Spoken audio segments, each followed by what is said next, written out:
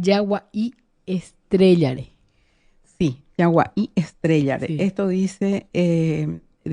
Yaguaí es perrito y sí, estrella es castellano, ¿no? sí, Pero con el re como que sí, se le dio una interpretación guaraní, ¿verdad? sí. Entonces es el perrito que mira la estrella y le ladra a la estrella y Ah, no, nunca le va a alcanzar a la estrella, ¿no? claro.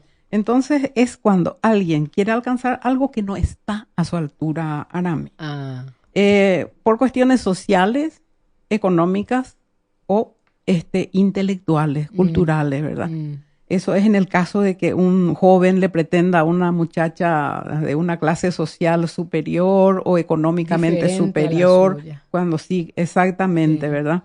O cuando pretende de repente un puesto que no está a su alcance porque no tiene la formación, las condiciones como para poder alcanzar un cargo relevante en una empresa o en las oficinas del Estado o como sea, ¿verdad? Sí.